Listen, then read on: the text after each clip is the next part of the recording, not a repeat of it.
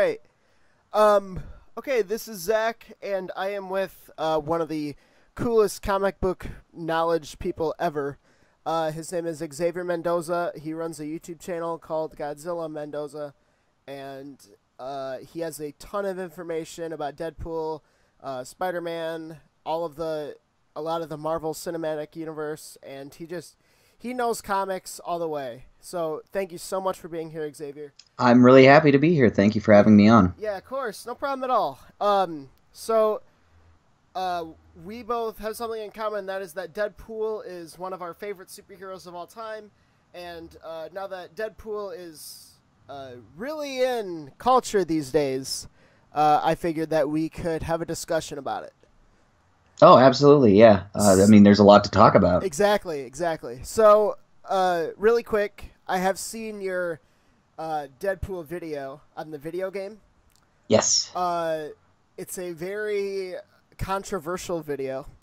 Yeah, it's really split down the middle. That comment section is like 50% people agreeing with me and 50% people just screaming at me. Sure, sure. It's there's not even a sort of mild disagreement. It's like people were mad if they weren't with what I was saying. It's like sometimes I don't even want to look at that comment section because there are some people in there that were so upset. Right. So, what do you? So, for those who don't know, do you want to tell us what you basically were trying to come across in your Deadpool video game video and why some people were mad? Oh, okay. Yeah, yeah, I can basically my sort of thesis for the video was that the Deadpool game, while it did do a very good job of introducing him more to the mainstream and kind of helping to popularize the character, a big issue that I had with it is that I felt it was a very shallow interpretation of him that didn't show a lot of the character's personality, some of the parts of him that I find most interesting and relatable. So it created this sort of what I consider a different variation of Deadpool that a lot of people kind of misinterpret for what he's always like. Because a lot of people just assume it's like purely a comedy character and that there's not really any kind of dramatic elements to it. And what I was trying to get across is that I think the people should spend a little bit more time trying to research the sort of heavier parts of the story rather than purely the comedy parts. And really the game only shows him as a comedy character. Exactly. And yeah, ahead. that didn't go over well. A lot of people were like kind of upset because I was like challenging their interpretation of the character, because a lot of people don't read comics. They just know through the games and the movies and maybe like the animated movies occasionally. Right. So when you say, hey, everything you know about this is like maybe I would say 40% of the story, I guess people just like felt a little bit threatened by that. Sure. Like I was trying to say they were wrong for liking him as purely a comedy character when that wasn't really my intention. Sure. Well, I think you should know, when I saw the video, I had only played the Deadpool video game and seen the movie. And I was like, okay, I get it, why, but I love the jokes and everything, but I don't know why he tells the jokes. You know what I'm saying? Exactly, yeah. And when you had shown images of all of the comic panels of like taking on, I think they were called like the Ultimates or something all by himself, like the world's largest terrorist organization. Oh yeah, it was Ultimatum, yeah. Yeah, I read the comic arc where he fought Wolverine and then was mad at the world for accepting Wolverine but not himself.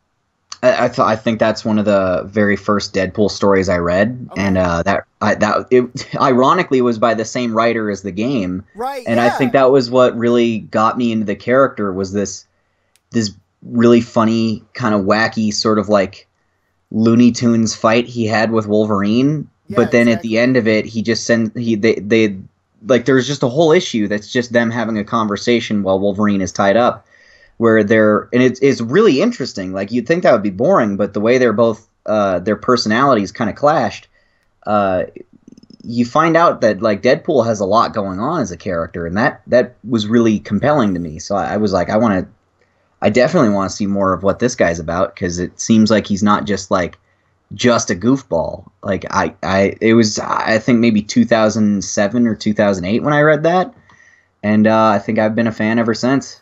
Yeah, I totally hear you. Cause It was like the second Deadpool story I'd ever read. yeah, because I mean, like, I had read, like, I've been reading Deadpool 2008 and then Deadpool 2013, and I'm starting to read 2016 Deadpool right now. And the comics just make him so much more than just like a laughable meme character or something. And Yeah, like, well, that's what I've always found relatable about him, is that while he appears very funny and very comical, you know, he suffers from like depression and a lot of personal issues. He has a hard time, you know, connecting with other people, and has done some things he's not proud of. I feel like while it's a little bit more drastic, that there's parts of my personality that I can kind of see in himself, and that's one of the reasons I've always kind of gravitated towards Deadpool. yeah, exactly. I feel the exact same way. I once I started to read the comics, I mean, I was like, oh, dude, this guy's awesome. You know, I mean, I went out and bought like a life-size Deadpool head. You know what I mean? Just stuff like that. Yeah. It's like, I get it now. You know what I mean? So now that we've talked about the comics, Deadpool 2 came out on like 2 days ago, was it? Or 3 days Yes. ago? Yeah. Uh, So yeah, a couple days ago. I think it was Thursday last week. We're now on Monday. yeah. So my question is, what did you think of it? Did you like it more than the first movie, or did you like it less? I did. I actually liked it more than the first one, because I felt like see, I don't hate the first one. I actually really like it.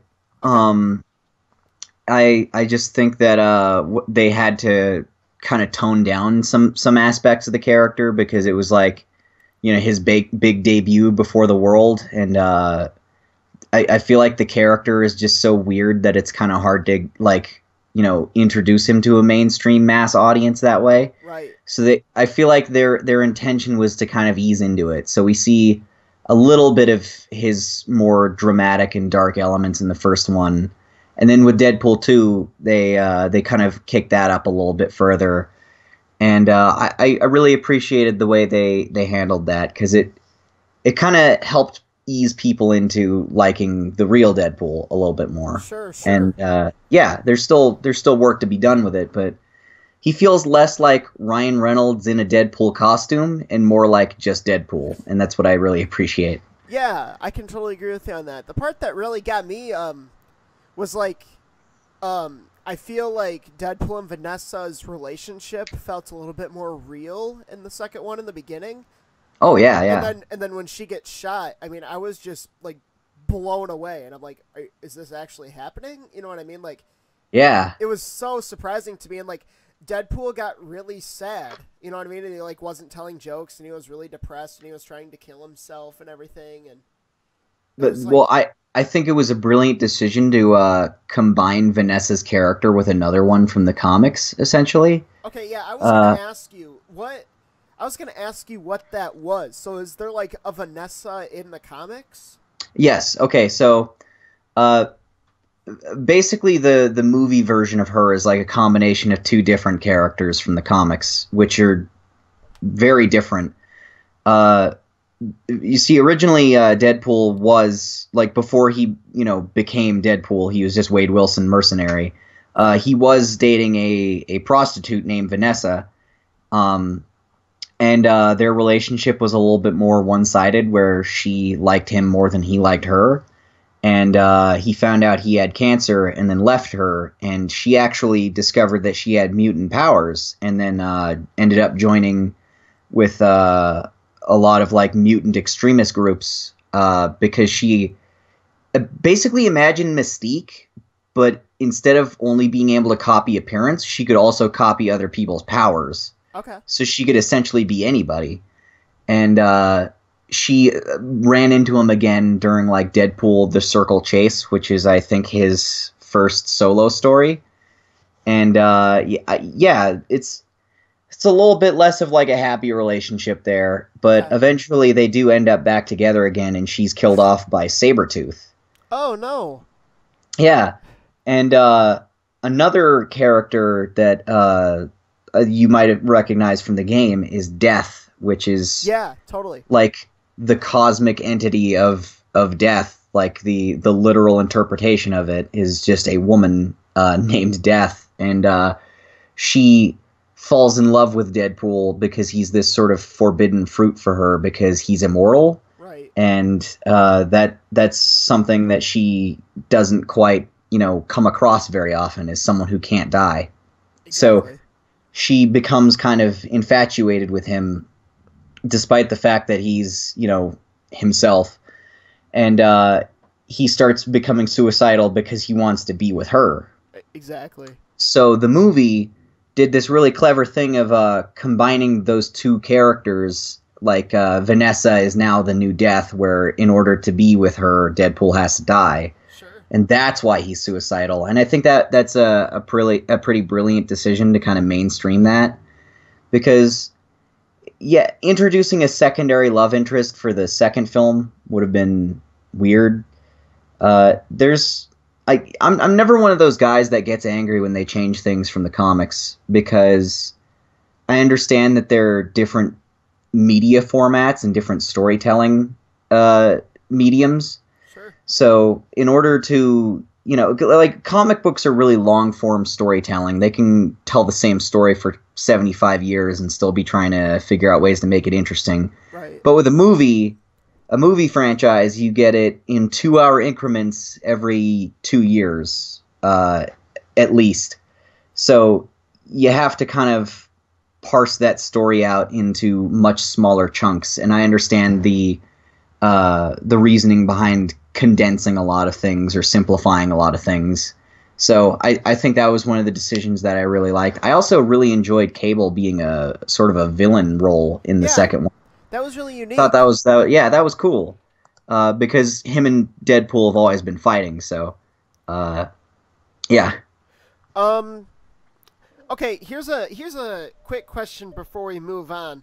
So, if you don't know, Xavier and one of his friends streamed the Spider-Man 3 video game for like, I think it was like an hour and a half long or something, right?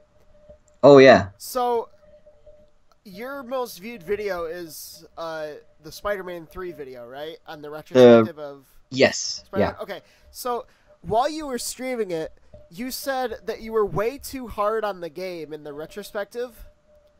Oh, I don't think I was at all. I was actually just making fun of someone on Okay, Twitter. okay, I was gonna say because when I was watching it, I was like, does he actually really think that it's good?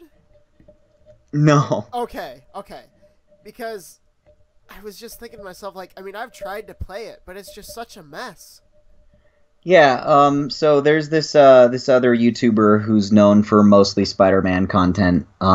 His name is Evan Filarka, and he's a friend of mine.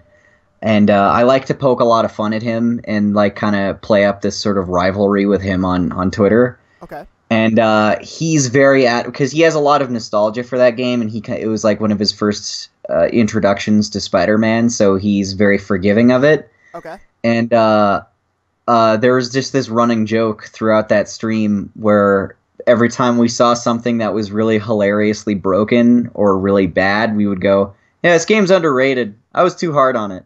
Okay. And Gotcha. we just kept finding more things that were really bad, because we were just trying to. Because he said in a Let's Play that he did that he thinks that I was being too rough on it, and I was just jabbing at him, and he was in the chat just having a fun time with us too. Oh, okay. So it's just like, you know, just screwing around between bros. Okay. Another question about Spider-Man that I guess a couple of people have been wondering it, but you said on it was one of your first like really awesome videos, and I think it was like on giving Marvel's Spider-Man a good chance. Oh yeah, that was Um, right before the casting of Tom Holland. yeah. So my question is, when you were talking about, you said Tobey Maguire was a great Peter Parker, and Andrew Garfield was a great Spider-Man. Yes. So now that, like, because I know, weren't you like originally kind of hard on Tom Holland being cast as Spider-Man? No, not really. I You weren't. actually I made a joke about how everyone said that there's this video he posted on Instagram of him doing like a little bit of parkour, and everyone was like screaming about how it was confirmation of his casting. And I was like, that's not definitive. Give it a little bit of a chance first. Because for a while it really seemed like the kid from Ender's Game, Asa Butterfield, was going to Yeah. get the role. Oh, really? And yeah, he was like the real front runner for that for a long time. There was a ton of articles and photoshops and everything, and then kind of out of nowhere, Tom Holland just ended up being the one who got it. And yeah, I was never like hard on Tom Holland. I always was willing to give him a chance. I think after seeing Homecoming and Infinity War and Civil War, um, I think while he is good casting Yeah. and he really fits what I think the character should be, Sure. I think there's some stuff about the writing that could be fixed in a few areas because he doesn't quite feel like the Spider-Man I know from the comics. Really, he feels like a similar but still somewhat different character that they've kind of created like to be new for this franchise. Sure, sure. And I understand the decision behind that because, Andrew Garfield and Tobey Maguire's Spider-Man, they both handled a lot of aspects of the character, and it would be like difficult to just do what they did again, especially given the new context of him interacting with all these other superheroes. Right, exactly. So I feel like, in a sense, they've tried to create some kind of new character with Peter Parker as a base, just so he feels a little bit more at home in this universe. And I kind of halfway agree with that decision because I do wish that we could get the classic comic Spider-Man, because I've read every Spider-Man comic. It took me 2 years, and I had to use this really, really extensive reading guide. Did you, did you yeah, do you buy the Spider-Man books or do you read them on the internet? a little of both, depending on the rarity of them. The Okay. Spider-Man omnibus comics are Yeah. really helpful, or just like getting trade paperbacks of certain runs. But then sometimes there are some that are just so hard to find, or copies of them are like there were some where it's like, if you want an issue of this, it's going to cost you $300, and it was like, I'm going to have to bite the bullet and probably go look that up online and read it there, or like find it from like a pirate site. And I always feel bad about pirating comics, but like, to me, I think the most important part is enjoying them as a story. Because I want to write comics. In fact, I'm actually working on about 3 of them right now that I'm trying to get published in various places. And to me, I feel like in 100 years, I don't care if people are still buying any comics I'm writing, because I don't know if I'll even be there at that point. Right, sure. What I think is important to me is that people are reading them still and enjoying the stories that I told and the ideas that I tried to get across. Sure. So to me, I feel like as long as you're enjoying the story and you're really appreciating the art form and, all the work that went into it, it should be okay, Yeah, definitely. Well, you should know, I've been going to college for filmmaking for almost like about 3 years now.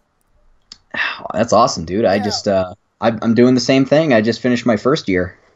Nice. So, you should know that we've been making, like fan films and stuff for a while, and we've been making this like, we made this character that's kind of like Deadpool. He just hides his pain behind jokes, And when we were writing it, we really didn't know how we wanted to do it until we saw that Deadpool video game video that you made, because then we saw how serious it really was under the mask, and then we were like, okay, this is what we want to do.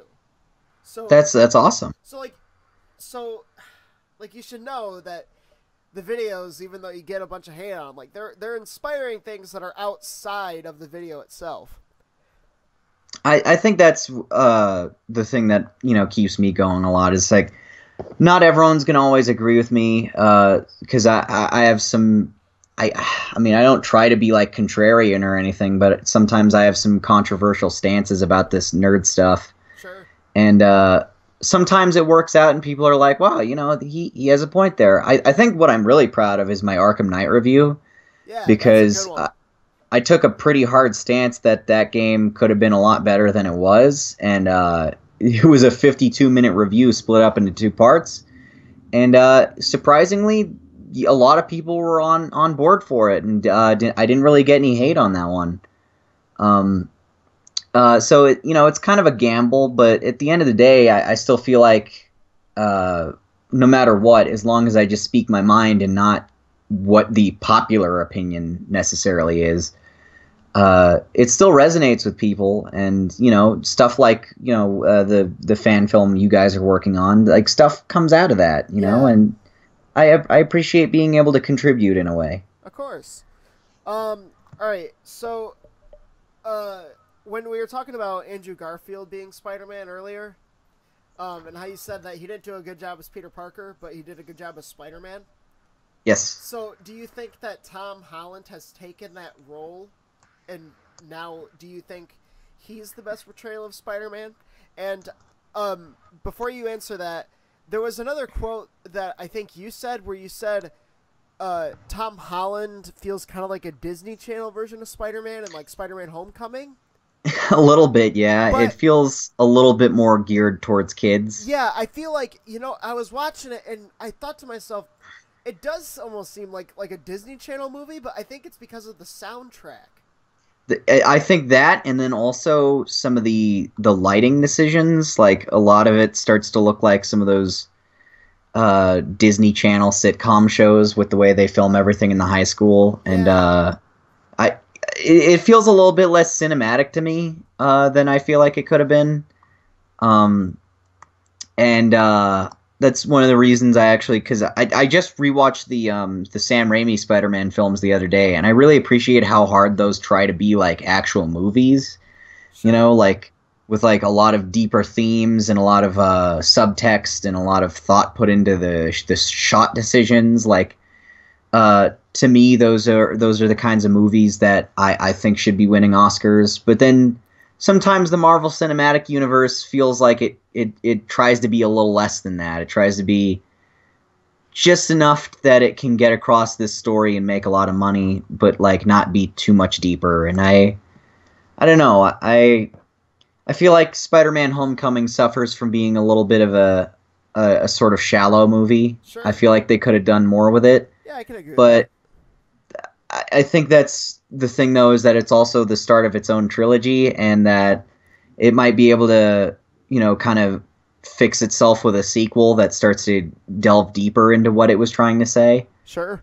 Um, so yeah, I have hope for the sequel, which they actually just announced, I think a little while ago, like less than a few hours, that they know that Mysterio is going to be the main villain, and Jake Gyllenhaal is in talks to play him. Really? Yeah, Oh, that's and awesome. yeah, you know what? I'll say the same thing I said when they cast Michael Keaton as Vulture. Is what a really awesome actor for a kind of underwhelming villain. Right. I can't wait Yeah. to see how he really like makes that his own. Yeah, I can agree with that because I think like it's almost like when you figure out that like Bryan Cranston really could have been a good Lex Luthor in Batman v Superman. Yeah, Like it's like because tell me if I'm wrong, but some fan casting articles do end up happening, right? Like a lot of the time, yeah. Like a yeah, lot of people were saying that they wanted Tom Hardy to be Eddie Brock, right, and then he was. and that just worked out. Do you think it's kind of weird that okay, I have this really good question, but I was going to ask you, do you think that Tom Holland has taken the role of the best Spider-Man? Like do you think Andrew Garfield is no longer the best portrayal of Spider-Man?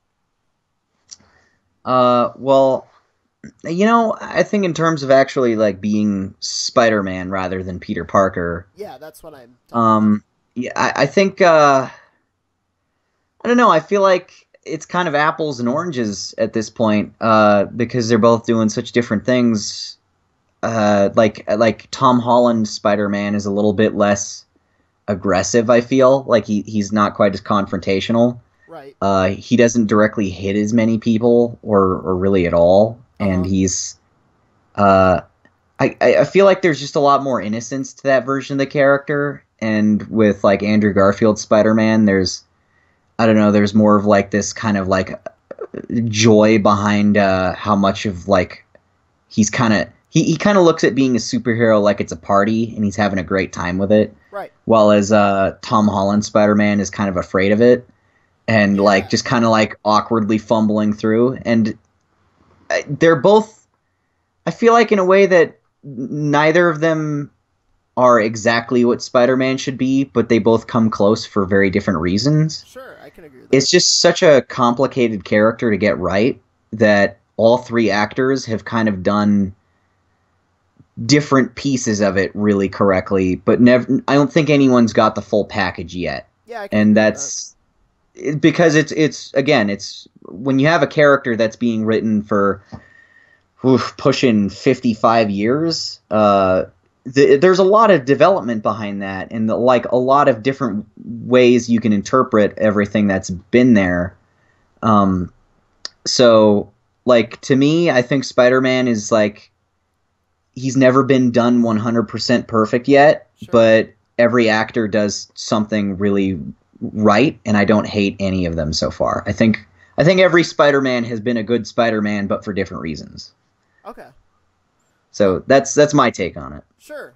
Couple more questions for you. So, the Venom movie. Uh, Two questions about that. Like, I thought it was kind of strange that Venom has like the Spider-Man costume design in this Venom movie when Spider-Man probably won't be a part of it. Yeah, that's the unfortunate thing about these character rights issues is that like you try to set up this character that's a direct spin-off, but you can't show or mention what he's, spun off from. So it's like you know, you get like the rights disagreements with like there was another really great example of something like this. I guess technically, like even some Deadpool stuff, like there's a lot of characters like side characters for him that they can't technically use. Like one of his sidekicks is an agent of Hydra. They can't use that character because Hydra is owned by the MCU. So they just have to make him just a member of a generic bad guy organization, Okay. and like kind of hope that it's like similar enough, but like no one really asks the name. That's just yeah, it's strange, and I don't really think there's any gonna be any real good explanation for it. It's just something we got to kind of deal with, and it reminds me a lot of the early 2000s while it was still kind of the Wild West for superhero movies, Sure. Sure. because like everyone was getting a movie confirmed no matter how little sense it made. Here's a Catwoman movie without any mention of Batman at all whatsoever, and she's not even Selena Kyle, Right. right? Yeah, I can agree. Yeah, totally. Um, So yeah, that's one of those things that just yeah. right, because I mean, this movie isn't gonna have Spider-Man in it, right? No. That's really sad. It almost kind of makes me does it make you kind of want to go back and watch the fight in Spider-Man 3 instead of the Venom movie just because Spider-Man's in it, or are you just I actually did because I was doing research for that video. So I went back and then just rewatched the ending of Spider-Man 3, and I was like, you know what? These are good enough clips. I could probably use them in there, in the Venom video. Uh, yeah, I did end up really like finding a new appreciation for that fight since there's not really anything we'll see like that again soon. okay? So a big question for you is my favorite Spider-Man comic book, like series wise, is Yes. Ultimate Spider-Man from 2000. And I love how like Peter Parker becomes like this nerd, and he eventually goes through so much stuff as Spider-Man that I remember like in some scenes he just has enough of a class and he walks out of it, and then they say like, "Hey, you can't walk out of class," and then he's like I believe one of his lines were like, "Or what? You'll fail me? I could teach this class." You know what I mean? Yeah, So like that. he. Go ahead. I'm sorry. Well, I'm sorry. I was just saying, like, he's a lot more attitudey in that book than a lot of the other Spider-Men are in like the movies. Like sometimes I wish Tom Holland would get a little more angry and confrontational like that. Right, like it looks like they're taking some of the elements from that comic book Ultimate Spider-Man and the Tom Holland movies, but they're not taking the right ones. Yeah, there's certain times where I feel like Peter Parker needs to stand up for himself a little more. Like I get tired of him always in the MCU interpretation specifically. Sometimes I get a little tired of him always kind of fumbling around and like, mumbling everything and like being like not really sure about what to say. Like I wish he would take a little bit more agency and initiative as a character, and then just like maybe sometimes act like a little bit of a jerk where necessary.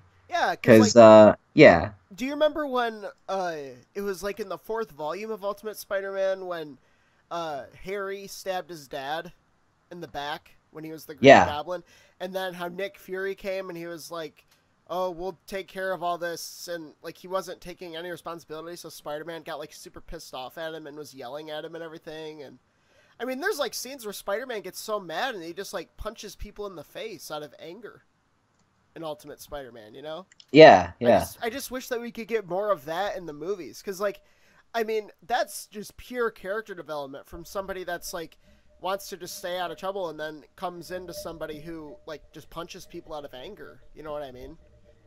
Yeah, I think that's something that they could definitely do with the sequel is make Peter Parker a little bit, I guess, more willing to stand up to other people, like, because there's always that scene that I appreciate in both Amazing Spider-Man and Spider-Man 1 is when he stands up to Flash Thompson. Yeah. And like, kind of kicks his ass in 2 different ways for those. But in Homecoming, it was more like he just kind of awkwardly takes his car and apologizes profusely for it. Like, I don't know. I just want a little bit more. There's like a word for it that's escaping me right now. I don't want him to be a jerk. I just want him to, I guess, be a little more impulsive. Have more than like 2 personality traits. You know what I mean? Have a little bit more. Yeah, yeah. Maybe just like, I mean, because he does express himself more in the comics of like Ultimate Spider-Man, or like when he gets married to Mary Jane, like that's when he becomes like, you know what I mean? Yeah. But I don't know. Flash Thompson really bothered me in Spider-Man: Homecoming because like because that's such a different interpretation of the character, like way off. Yeah, like he's like a member of the nerd club and everything, and like that was particularly sad to me because Flash Thompson is actually my favorite Spider-Man side character next to like J. Jonah Jameson. Okay. Because I really appreciate his sort of like character arc that goes on in the background of the comics is that he's a huge Spider-Man fan. Yeah. And like really, really like worships him. And that's like this really great irony is that he's also bullying him at the same time, but he doesn't know of it. Yeah. And then eventually he starts becoming nicer to Peter Parker because of things that Spider-Man says and does. And he realizes, how to stop being a bully. And he becomes sort of like Peter Parker's best friend. Yeah. And then eventually, he becomes more humble, and then he goes into the military and becomes like a war hero, despite also losing his legs. Like I like all that character development for him. He starts off as just this, typical casual bully stereotype. Just, I'm going to stuff you into a locker like you always see. Yeah. But then to become like this much deeper, more nuanced character that you learn about how his father was a police officer who was abusive and how both of them struggle with alcoholism. Like, I really appreciate all that stuff. And then Spider-Man: Homecoming comes along and says, "Nope, none of that." Yeah. In fact, all 3 of the movies say, "Nope, none of that." He's he'll be there for Peter Parker to one up at some point in the movie, and then Yeah, you'll never see him again. yeah, because like, yeah, you're so right. Because in the like Toby movies, he got lunch all over him, and then that was just it for him. Yeah, and then The you don't see him. basketball scene from Yeah, he literally dunks on him. yeah, and then that's it with him. Or no, And well, they kind of briefly hinted him being a fan of Spider-Man because he has a red shirt with the logo on it yeah, later. yeah, But they never went anywhere with that, even though that could have probably been a really interesting angle to separate it from the Sam Raimi movies. But of course, Sony, they don't know how to do things right, well. exactly. That it's not just like specifics. They just don't know how to do things well. Yeah, yeah. Um, okay, I have two more questions for you. Is that okay? Yeah, yeah. Okay, cool. So one of the questions that I have for you is, um, with Deadpool, what do you think is the best era of the Deadpool comic? Probably the very start of it, when it was written by Joe Kelly with art by Ed McGuinness in like 1997, I believe. Okay. That was some really, really solid stuff. Like it was kind of the first because it was Deadpool's first solo story, and like not solo story. He had like two miniseries before that, but that was his first ongoing. Sure. And I really appreciate the way they tried to insert him into like a much larger story because that one has like a lot of existentialism and like cosmic coincidence or cosmic consequences because there's this really interesting thing where it's like this group that kind of operates in the shadows finds Deadpool and then reveals to him that he's going to be some kind of messiah that will like usher forth some kind of new age of peace because there's some kind of like alien like overlord that will appear on Earth that will basically grant world peace if the right person is like protects it and meets it, right? Uh-huh. And they tell Deadpool that he has this like this basically this job to save the world, and all he's ever wanted to do was just like make money and kill people, and he's still kind of like firmly cemented as a villain back then. Sure, sure. So watching him struggle with this whole like 25 issue arc where he has to become a hero, that stuff was really cool to me because it was like I don't know, it's like if the Joker suddenly had to become a hero, and like watching how much of a struggle and like a tantrum that would be to get there. And there's a lot of really great character moments from that, and a lot of great interactions with other superheroes and stuff. And yeah, that Joe Kelly is probably my favorite Deadpool writer, and I really recommend any of the stuff that he did. Okay. He recently even did a run on Spider-Man and Deadpool that was pretty good. He recently left that series because he told the story he wanted to tell, but it's still going anyway, and it's not as good since he left. Joe Kelly's great. Do you enjoy reading the Spider-Man Deadpool comics? Yeah, I mean, I did when he was writing them. The more recent ones, I feel like have a little bit less of an ongoing story and are more of just like kind of silly one-offs that don't seem to have a lot of consequences. Like the have you ever played Marvel Ultimate Alliance? I have. And Yeah, I have played do those. you remember the evil carnival level Murder World? I do. There's just a like a 2 or 3 issue arc where they just get stuck in there for no reason and like not a whole lot really happens, and it's just like I kind of appreciate when my stories have a little bit more weight and consequence to them rather than just let's go get that villain for fun. Sure. And that's why I feel like the most recent run of Deadpool and Spider-Man has been missing a little bit. Okay. Because I was gonna say like my two favorite DC superheroes are Batman and Superman. So my favorite comics are honestly when like Batman and Superman are together. And so it's like I almost feel Yeah. the same way when Deadpool and Spider-Man are together because those are my two favorite Marvel guys. So it's pretty cool to have like crossover issues, you know what I mean? Because then you get both of them, and you get the best of both worlds. Yeah. Um, so have you ever read Deadpool number 20, and it's in the 2016 era of Deadpool, Yes. where that girl's gonna jump off of the building? Yeah, I really and that was a really great issue, I is because know. it just kind of um yeah, like it was interesting because it was like it wasn't like this same kind of story that happened with Superman once, where he kind of talked this girl out of it. Yeah. I like that Deadpool found this girl who was about to commit suicide, Well, plus the and he didn't plus try to talk her out of it and like fix her entire interpretation of the world.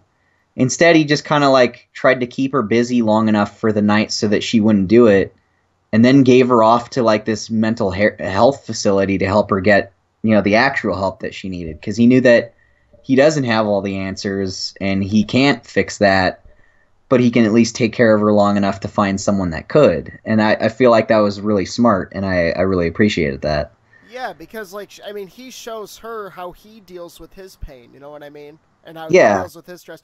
Plus, I mean, like, okay, Superman doing the same thing to that girl was only like 2 panels in a comic. You know what I mean? yeah.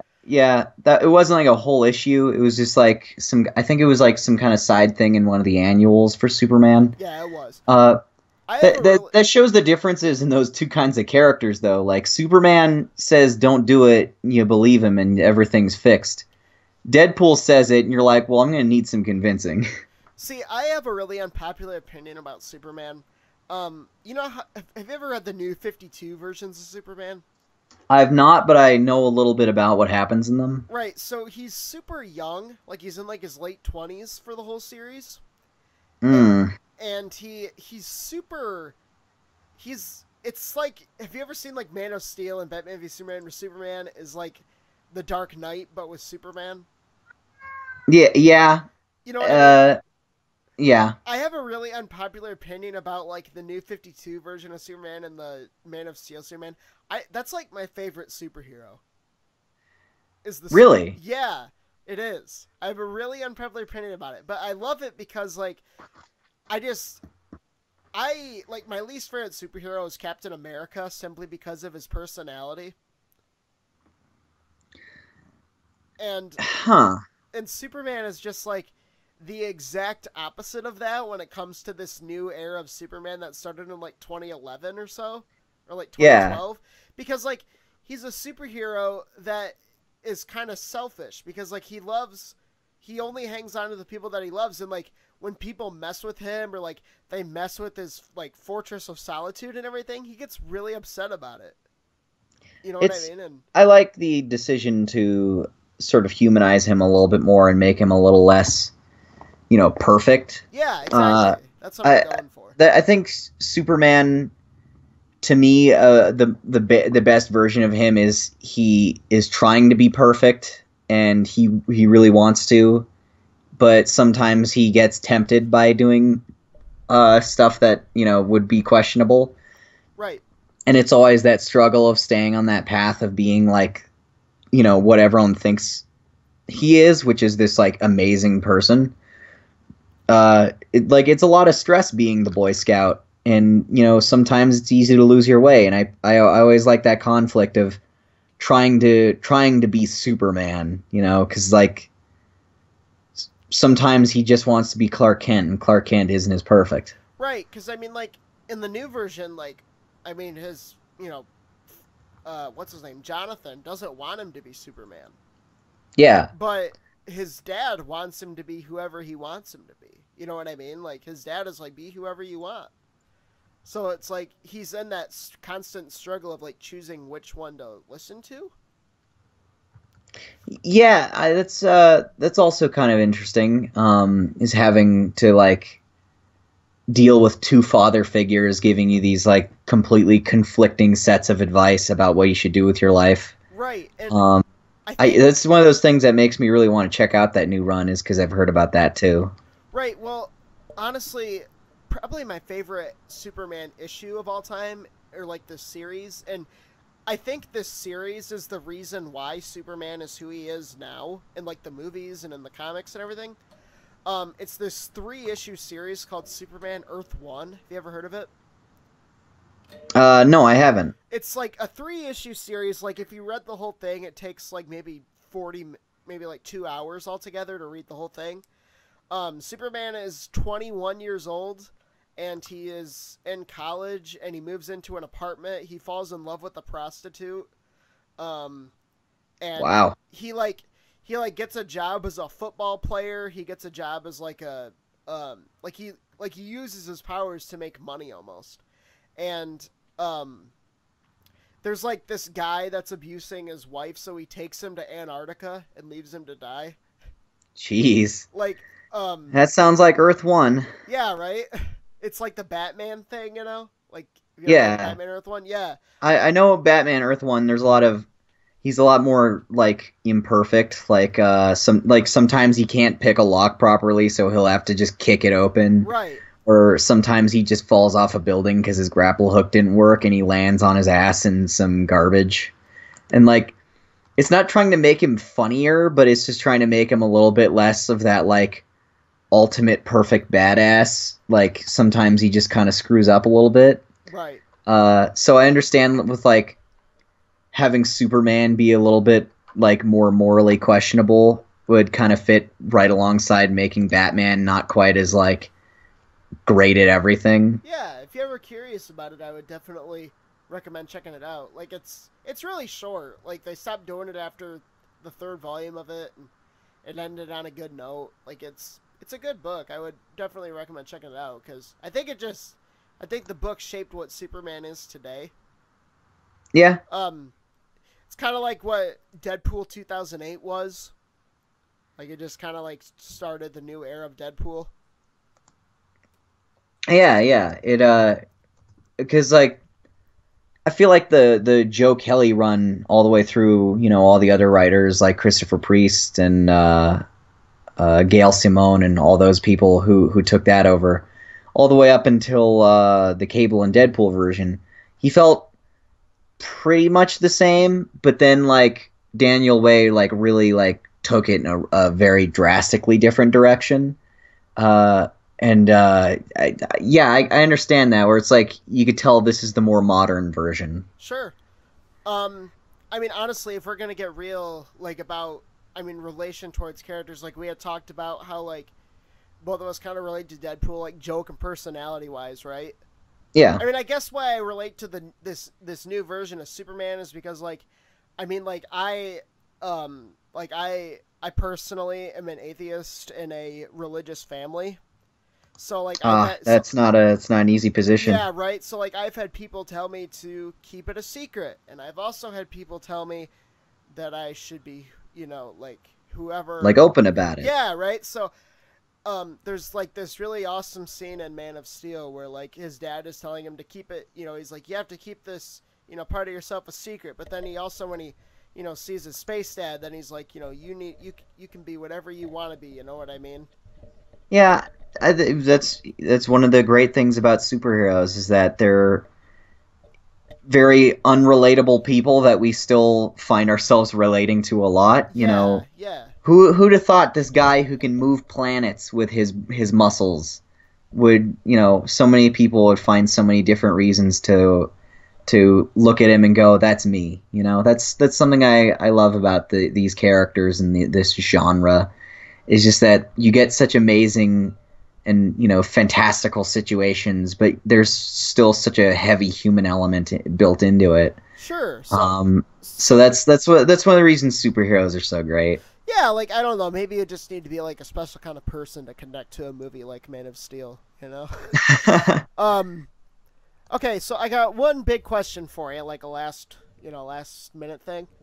So you're such a big, huge expert on comic books, obviously. Like, you gotta understand. I try my best. Like, in the world of, creators making videos on Spider-Man stuff, it's all about, like, the movies or the video games, Like, you're the only person to do, like, a retrospective of every Spider-Man game, right? And Yeah, I think maybe other people since then have done it a couple of times, and like even went back further than I did and started like looking at like the Atari games and everything. sure.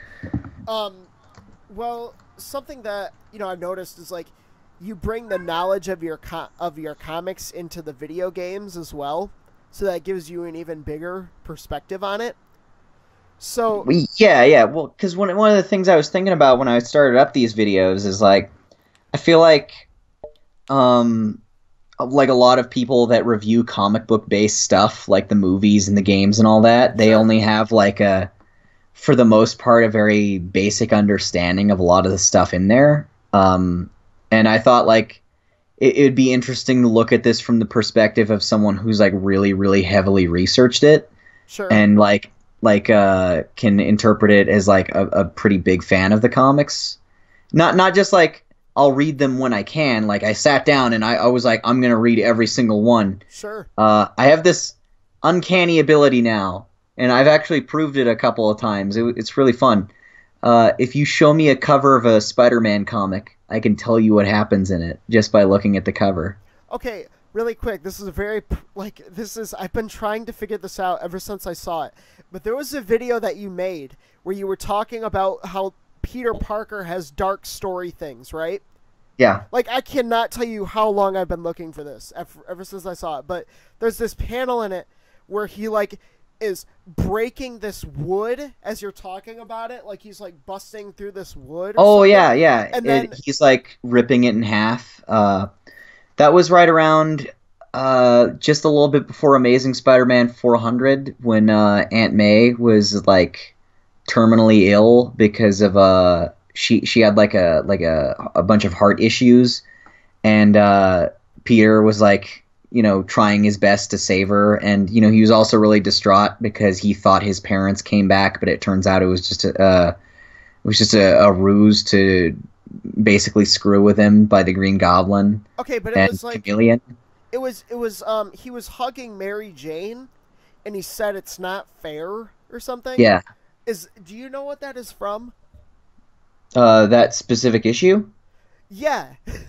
I can't remember the number off the top of my head, but I know the area it was in. I could probably go like right after we record this and go find it in like 5 to 10 minutes. Wouldn't take me too long. I know it was drawn by Mark Bagley, so that also helps narrow it down.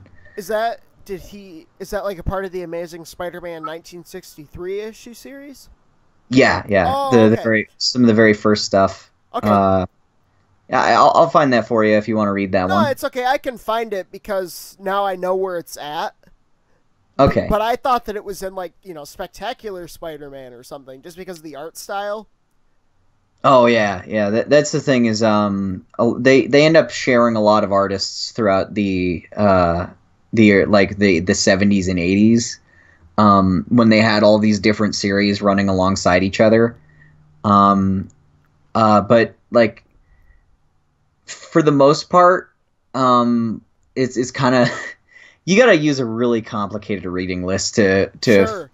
find out all the chronology of that. Yeah. Yeah. Because sometimes it's like you get like 3 issues of Spectacular, then 1 of Amazing, then 1 of Spider-Man Unlimited, then like 6 straight ones of Web of Spider-Man, then like it just starts alternating between all 4 of those series, like one at a time for a big storyline like Maximum Carnage. It's not easy to follow, but a lot of the times, a lot of those creative teams were sharing artists, so it can also get a little difficult to tell just by like looking at a panel.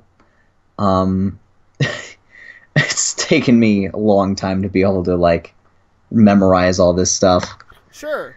Well, what I was going to ask you when we were bringing up the retrospective of all the Spider-Man games is, without playing it already, do you think that Spider-Man PS4 will be it? Do you think it will be the best Spider-Man game? I think it'll certainly come close. It looks like they're really putting in a lot of the legwork and doing a lot of the... one of the things I really have been fascinated by is how many times I said, this should be in the next game during the retrospective, and then I look at all the preview footage of that, and they're like, hey, look at this new feature we added. And I was like, oh, yeah.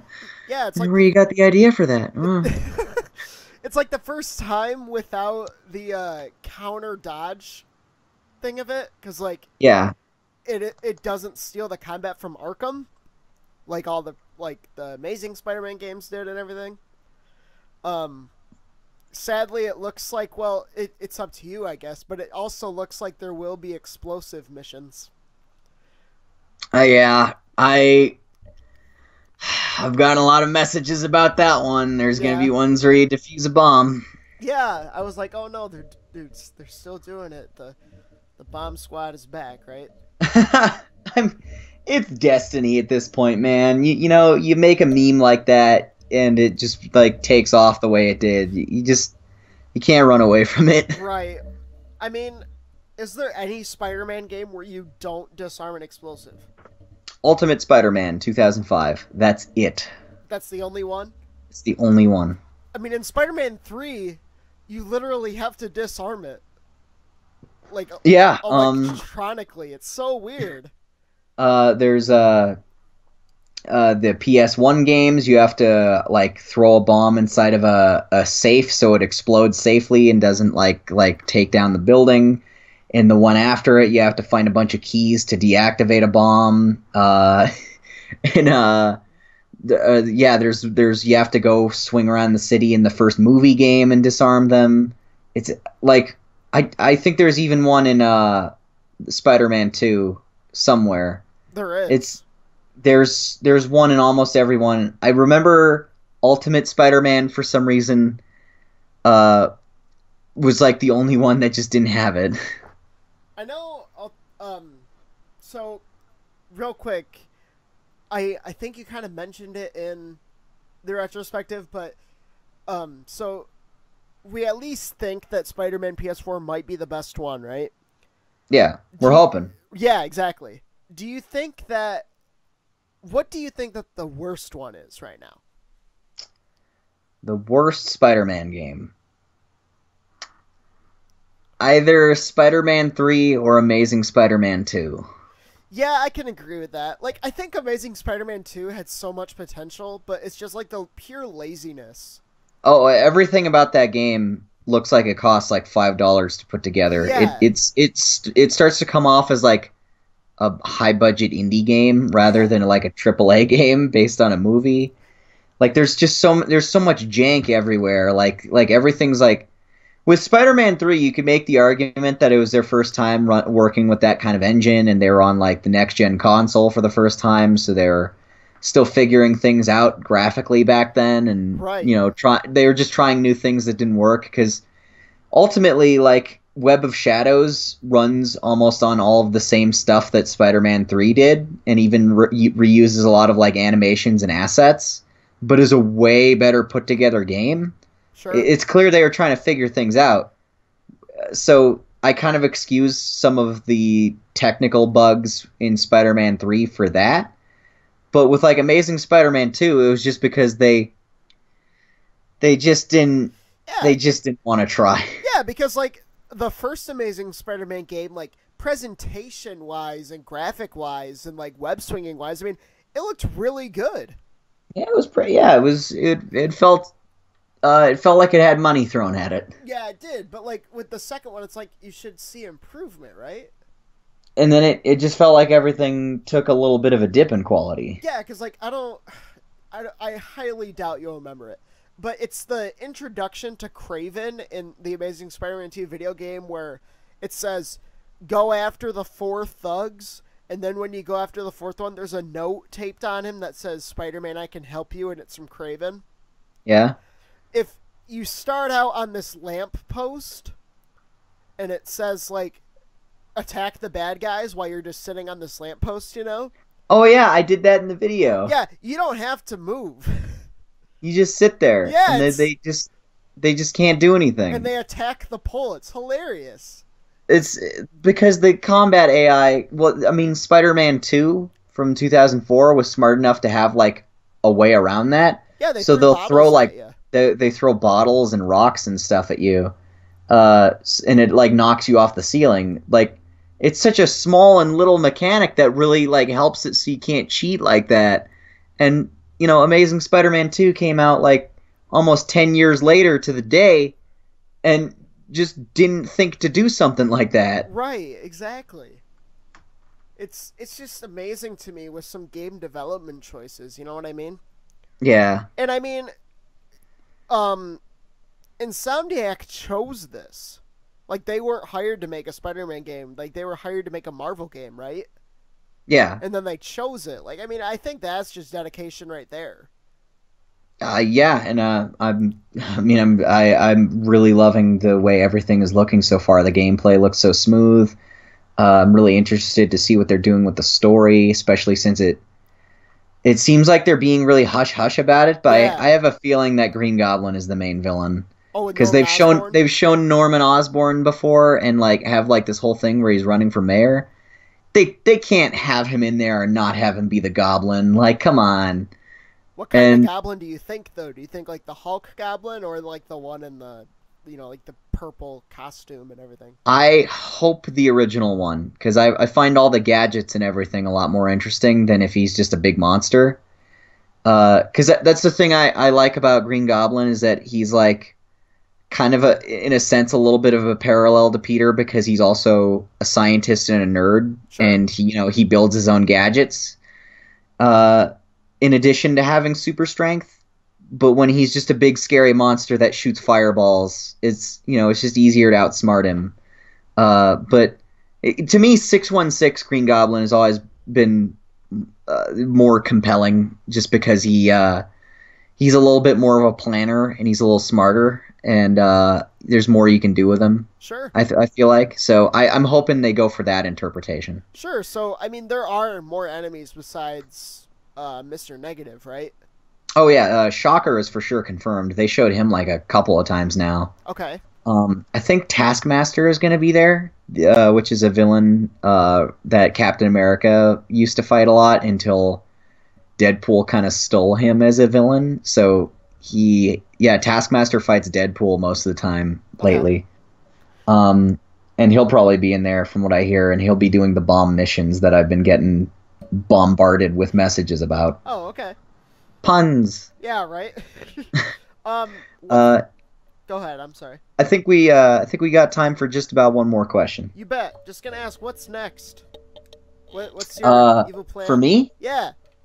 Well, I know I've taken a little bit of some time off from YouTube lately. Like, I still did a live stream a couple days ago, and I've been trying to upload like tiny things here and there. But I'm gonna finish up the Hulk retrospective. I also am going to do a review of the PS2 game Spawn Armageddon because it was requested on Patreon. And I have, I think, a pretty solid plan for another kind of major like series / project I'm going to be doing, like another retrospective kind of thing. Okay. But I don't want to say what it's for quite yet because people, I don't know if they'll be like up for it since it's a little bit out of my wheelhouse. Since it's going to be a little different from what I normally do, but I still think there's going to be a pretty big audience for it. So I'm just hoping that it works out. And right now I'm just trying to, stay healthy mentally. Sometimes you can burn yourself out if you spend too much time working on one thing or another. So easing back from YouTube and not relying on it as much as a source of income. Like I got another job and have been, trying to, work my way up the ranks in that. And also spending time with my girlfriend, who I am very fond of. So, yeah. Yeah, we're all really happy for you with that.